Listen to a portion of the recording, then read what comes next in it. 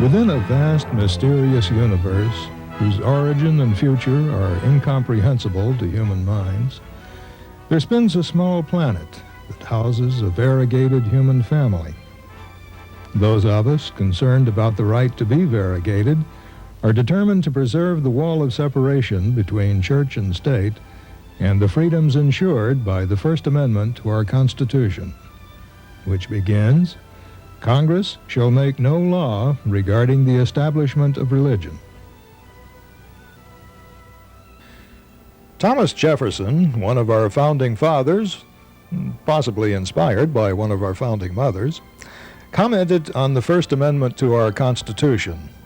Jefferson wrote, "I contemplate with sovereign reverence that act of the whole American people which declared that their legislature should make no law respecting an establishment of religion or prohibiting the free exercise thereof, thus building a wall of separation between church and state." But the question today is, with the religious right on the march, does church-state separation have a prayer?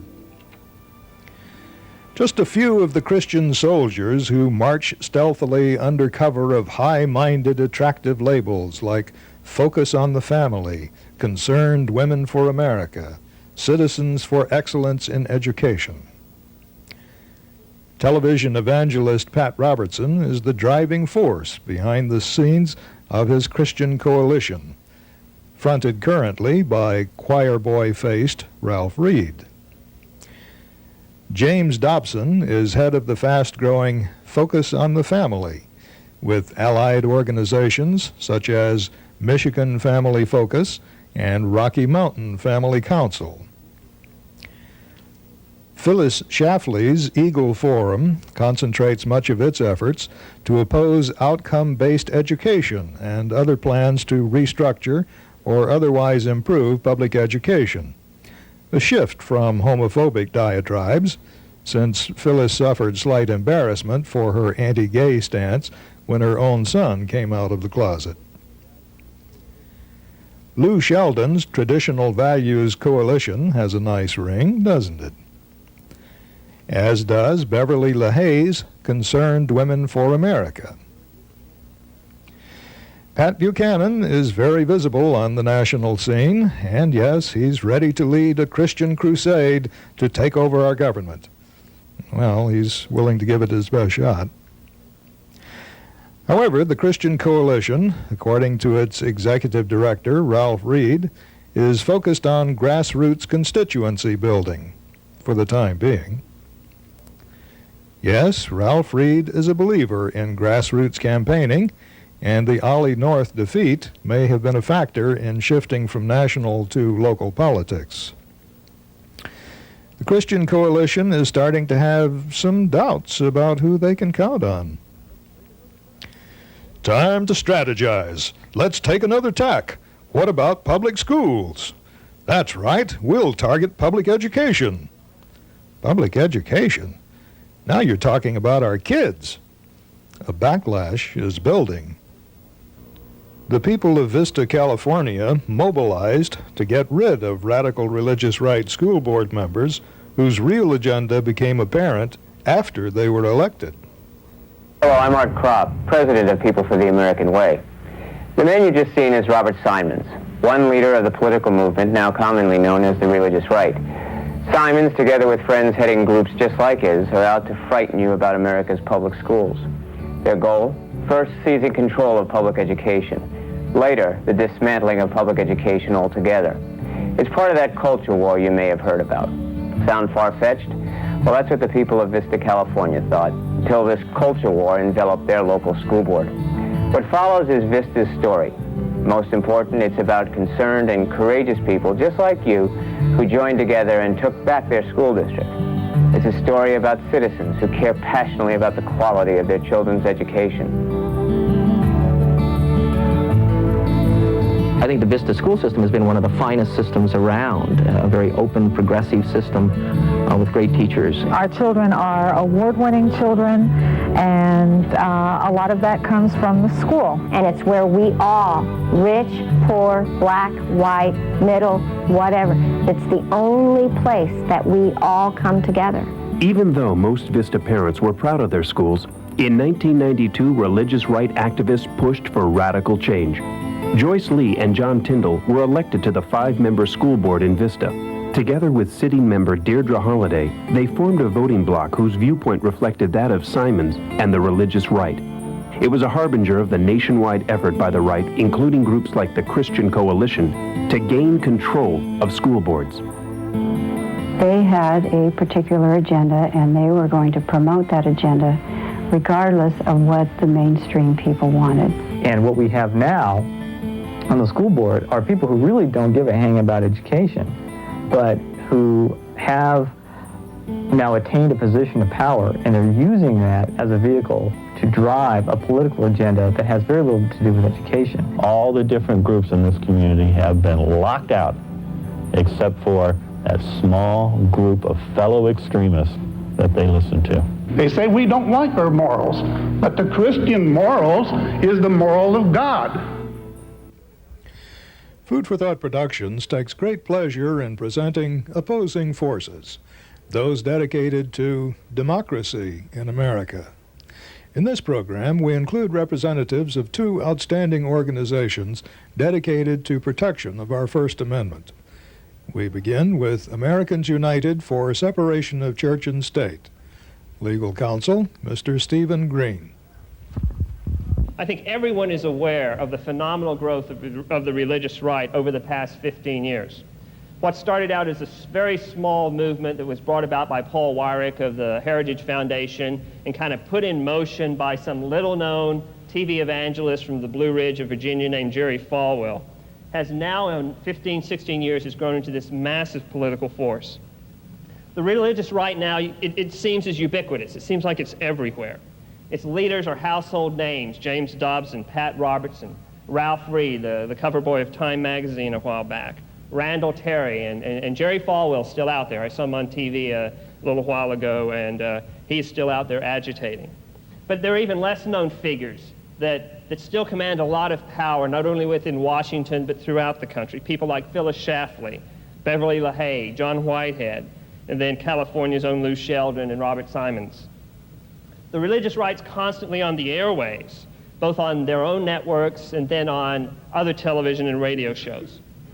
I read this book several years ago that talked about it's called The Culture of Disbelief by a Yale law professor, who talked about how evangelical Christians somehow have been put upon by the media, and that they have somehow been placed into some type of second-class status in this country.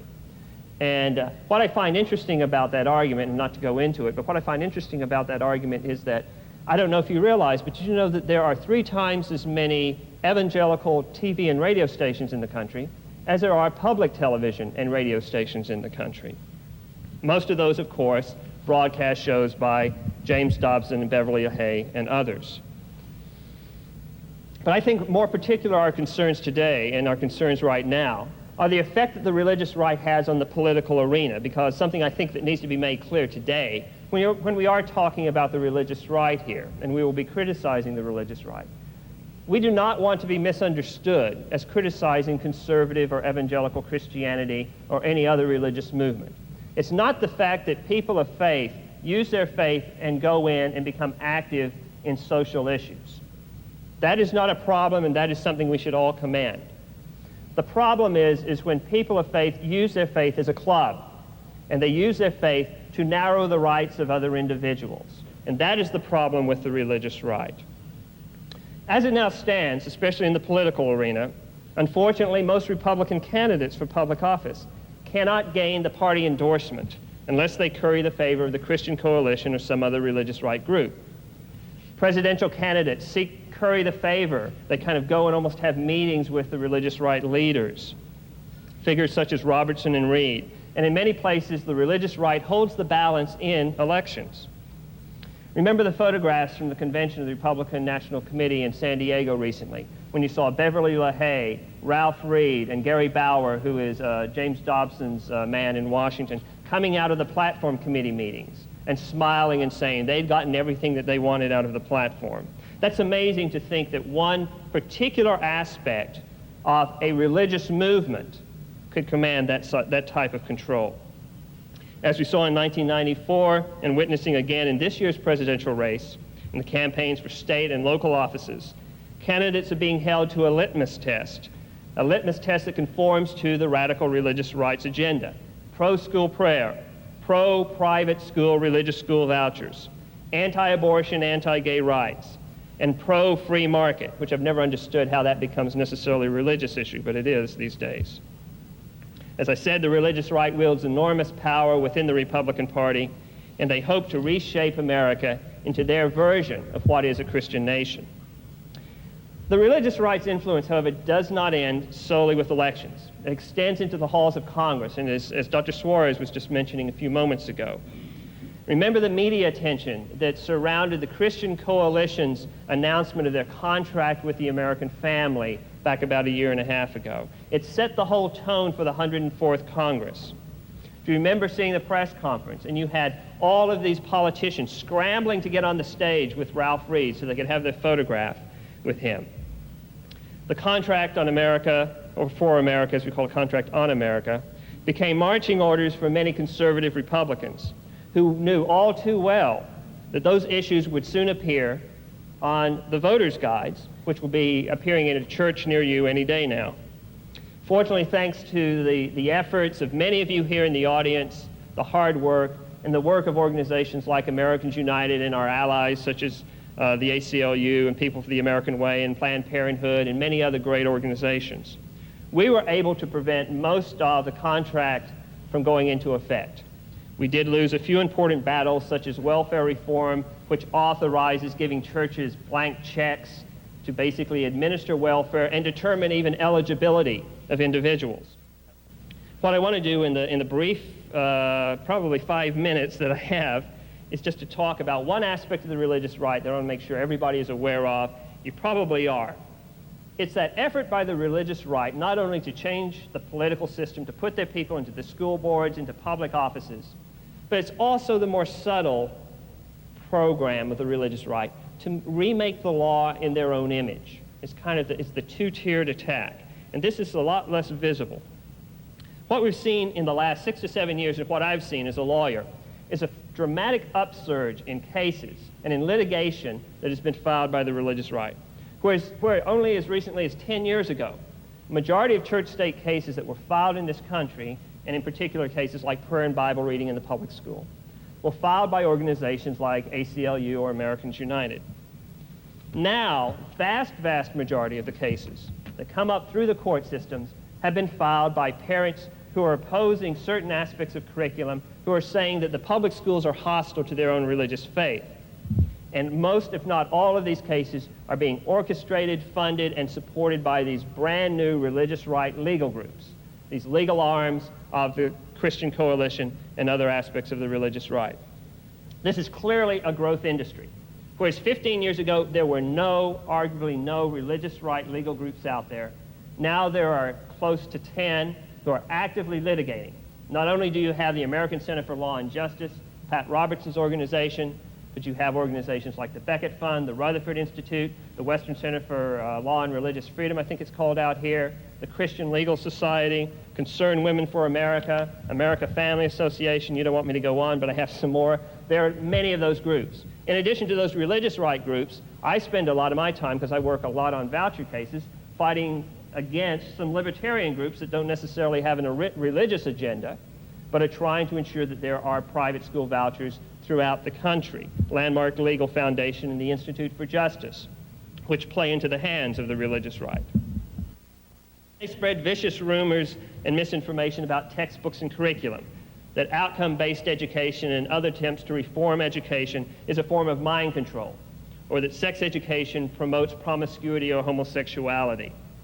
And what I find interesting is then, inconsistently, they try to sneak through the back door teaching Bible and religion under the rules that allow you to teach about religion. In essence, what they do is they have now gone and told a lot of parents that their children's rights are being infringed on, and that they need to file suits, they need to cause more problems in the courts in order to preserve their religious rights. I acknowledge that the Supreme Court's decisions on church-state are not clear. They really are not in some ways.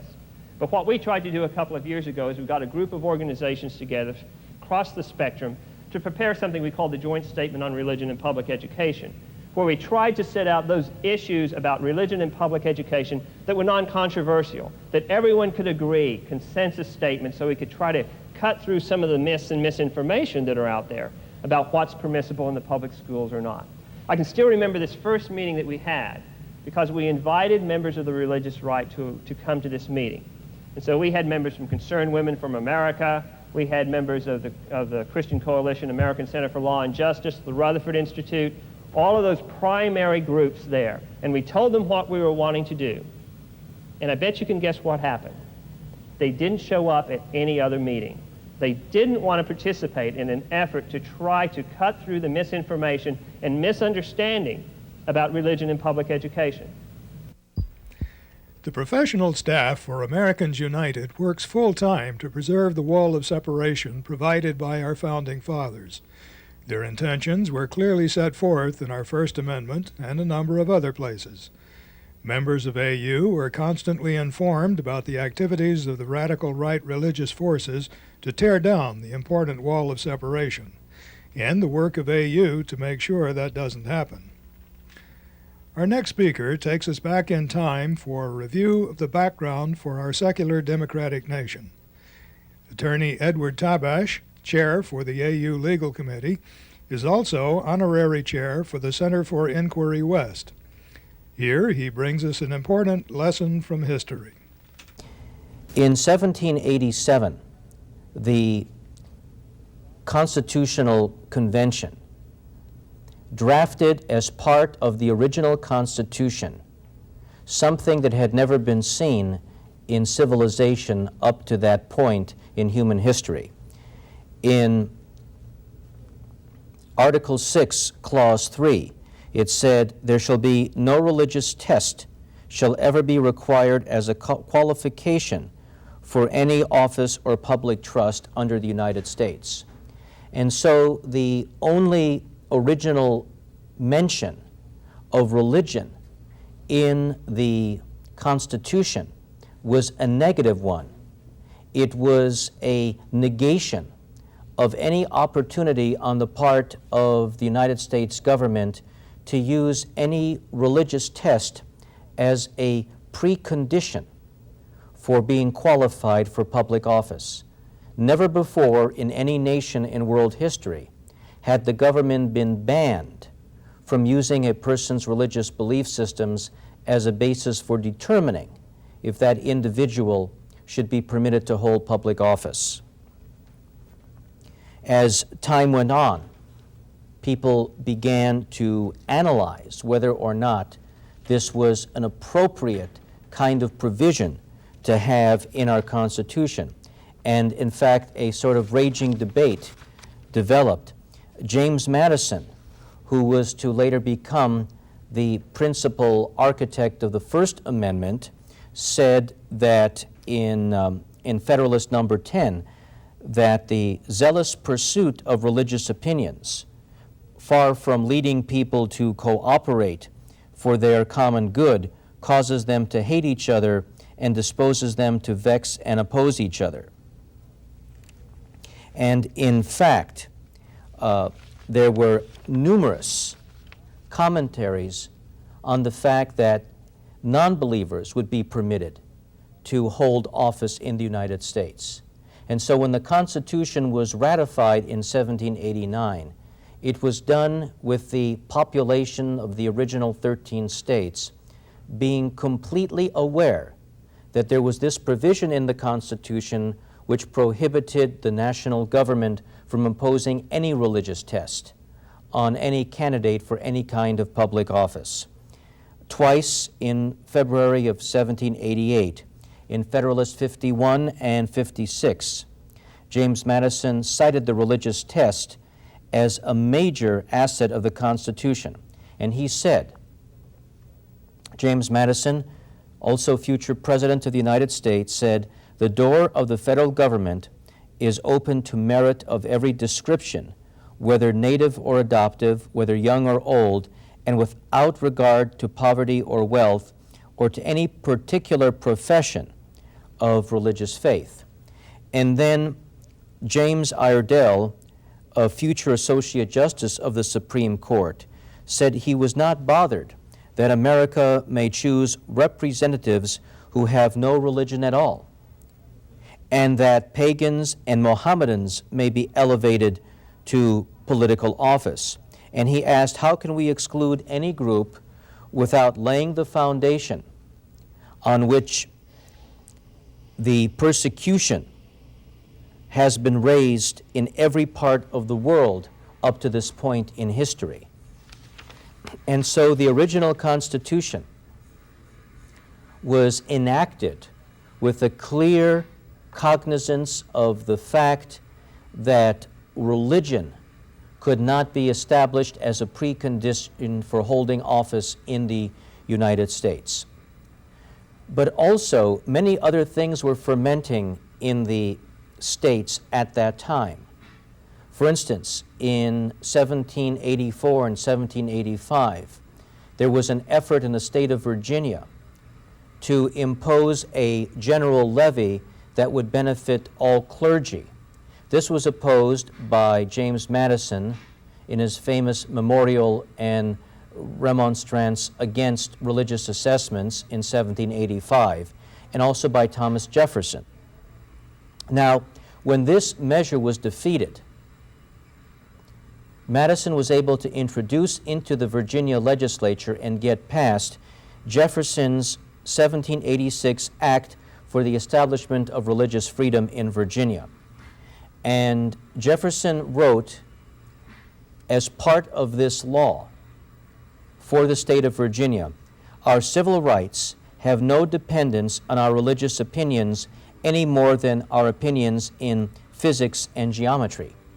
So again, the man who was to become the second president of the third president of the United States set forth with absolute clarity and with a kind of unmistakable determination that the value of an American is not in any way to be judged or assessed by whether that person believes or does not believe.